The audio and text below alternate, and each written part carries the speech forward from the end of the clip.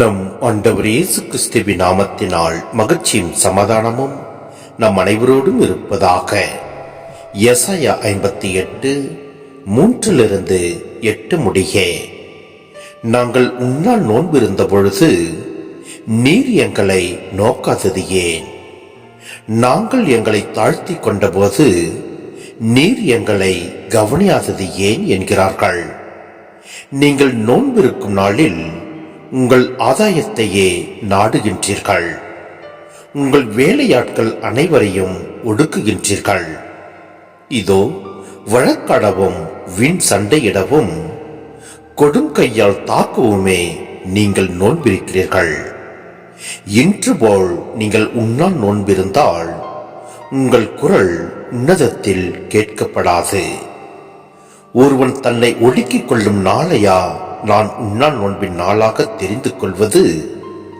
ஒருவன் நாணலை போல் தன் தலையை தாழ்த்தி சாக்கு உடையையும் சாம்பலையையும் அணிந்து கொள்வதா எனக்கு ஏற்ற நோன்பு?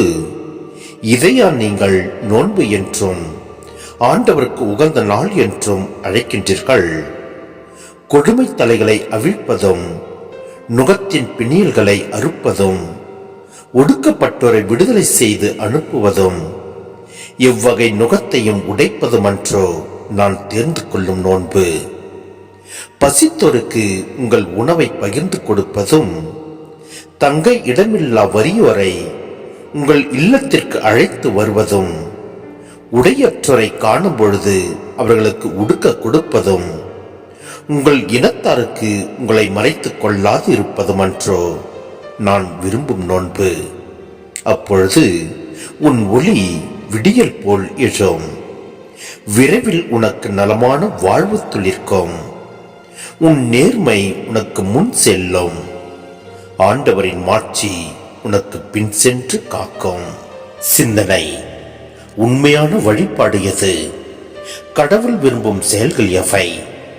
கடவுளுக்கு மகிமையை கொணர்ந்து அவரை வழிபடுபவர்களுக்கு விடுதலையும் மகிழ்ச்சியான வாழ்வையும் தருபவை எவை?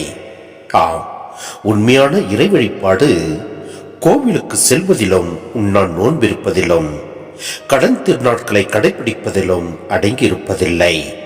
மாறாக ஏழைகள் எளியவர்கள் மீது இரக்கம் காட்டுவதிலும் வலுவற்றவர் ஒடுக்கப்பட்டவர் சமுதாயத்தின் விளிம்புகளில் வாழ்பவர்களுக்கு உதவி புரிதலிலும் அடங்கியுள்ளது. சுருங்க கூறின், கடவுள் விரும்புகின்ற ஒரு சமதர்ம சமுதாயத்தை உருவாக்குவதில் அடங்கியுள்ளது.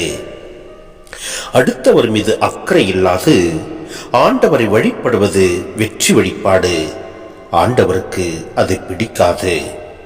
ஆம், ஆண்டவரை தேடி கோவிலுக்கு செல்வதிலும் கடன் திருநாட்களில் திருப்பலிக்கு செல்வதிலும் திருவிழாக்கள் கொண்டாடுவதிலும் மட்டும் நம் வழிபாடுகள் நின்றுவிட்டால் நாம் பரிதாபப்பட வேண்டியவர்கள். கடவுள் விரும்பும் சமுதாயம் உருவாக உழைப்பதும் ஏழைகள் எளியவர்கள் ஏற்றம் பெற செயல்படுவதும் ஒடுக்கப்பட்டு ஓரம் கட்டப்பட்டவர்கள் விடுதலை பெற்று எல்லாரையும் போல இன்புற்று வாழ வழிவகுப்பதுதான் ஆண்டவர் பார்வையில் உண்மையான வழிபாடு. எனவே தேவையில் உழல்வருக்கு உதவி செய்து நம் ஆண்டவரில் நிலைத்து நிற்போம். எல்லாம் அல்ல இறைவன் நம்மை நிறைவாய் ஆசீர்வதிப்பார். ஆமென்.